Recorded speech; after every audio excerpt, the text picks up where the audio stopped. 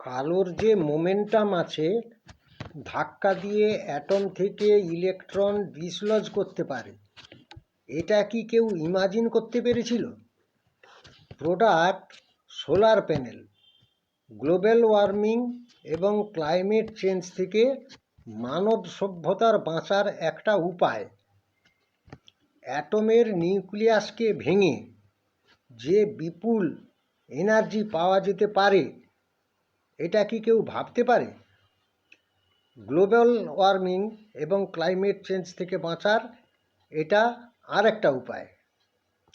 আচ্ছা, অ্যাটমের থেকে spontaneous emission of radiation হয়, এটা বোর মডেল থেকে সহজে বোঝা যায়।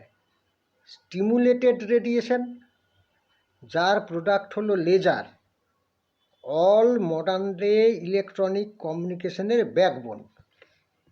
আচ্ছা, আলো কেন তৈরি হওয়ার পর নিজের থেকে ছড়িয়ে পড়ে? আলোর স্পিডই বা কেন এত এনোরমাস? এবং আলোর স্পিড কেন maximum speed limit of the universe? ইউনিভার্সের সাইজ মাপতে যেটা এত জরুরি। সূর্য কি চিরকাল থাকবে, নাকি একদিন নিভে যাবে? তাহলে কতদিন? গরম জিনিসের ওজন ঠান্ডা জিনিসের ওজনের থেকে বেশি কেন হয়? গতিশীল বস্তুতে টাইম কেন স্লো হয়ে যায়, বা হাইলি মাসিভ বস্তুর কাছে টাইম কেন স্লো হয়ে যায়?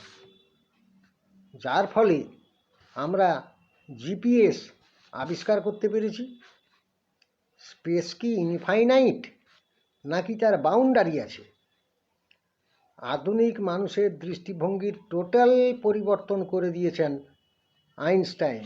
শুধু probabilistic description of nature, quantum মেকানিক্সের বেলা তিনি ব্যর্থ, যদিও এরও জন্মদাতাদের একজন তিনি।